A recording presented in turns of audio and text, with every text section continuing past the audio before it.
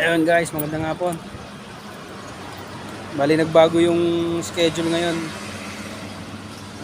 Ang sabi kasi kahapon, ang darating ngayon, 8, 4 na Manila, 4 na Batangas, so nabago. Wala mo ng Batangas ngayon. Bali ubusin lang yung remaining ngayon na natira pa dyan na deliver kagabi. Tapos ngayon, 3 ano na lang. Ang darating ngayon na schedule, 3 Manila na lang. Nandito na yung isa. Dumating na si Kuya Eli. Ayan. Bali 2 na lang kulang.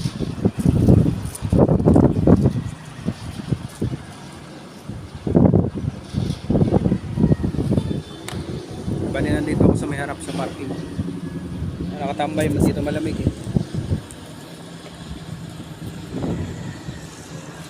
Pupunta lang ulit ako ng office guys. Papalaw ko lang yung magsasalang na kung nalinis na yung pinaglagyan kanina ng mga binaba kanina. Guys, palabas na yung isang yung dumating kagabi. Ayun, palabas na siya.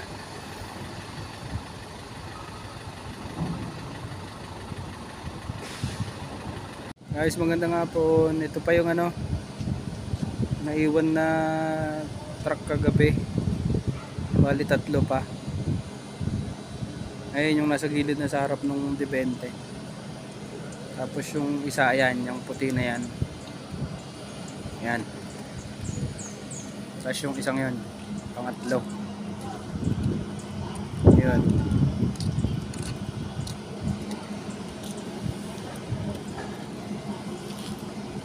Bali 3 na lang. Tapos may panibagong schedule mamaya 3. Ito na yung isa. Ito na yung bagong dating. Yan.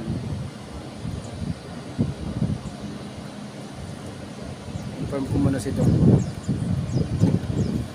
May ibang broker naman yan. Yung mga ibang nandun. Guys, magandang umaga. Bali dito ko ngayon sa Pulo. Nagpalit kami ni Marlon ng area. Siya naman sa Kanlubang. Para makapag-OT rin siya. Bali nag-umpisa kahapon yung palitan namin. Siya na nag-OT kagabi. Bali nandito ako sa may parking area. Yan. So, dito na rin yung truck na pangatlo. Yung panghuli yan. Back to back yung karga niyan guys. 2 D20. Bali yung 2 nasa loob na. Nakatapos na ng proseso. Para dun sa sa QA inspection. Natin na lang yung mano makapasok. Yan, bali yan iya tracking yan. Tsaka yung nasa loob. Napakita ko sa inyo guys mamaya yung yung 2 doon sa loob.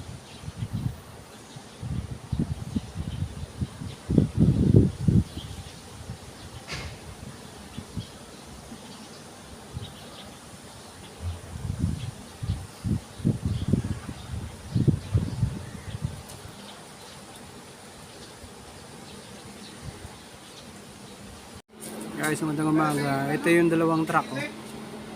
Bali yung kulay blue na yan, nakaputol yung katawan niya doon sa kabila. Yung chassis. Pinababa kasi yung doon, yung container, pinutol. Tapos yung kasunod.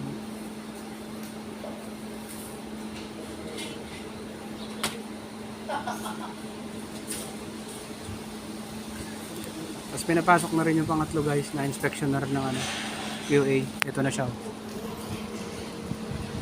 Yan. Yan yung helper. Yan yung helper na po.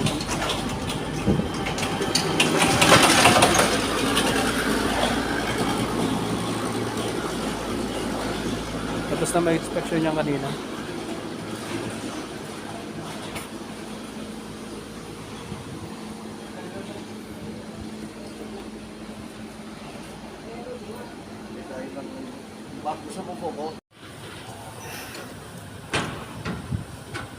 Labas na guys yung nauna. Tapos salang naman yung pangalawa yan.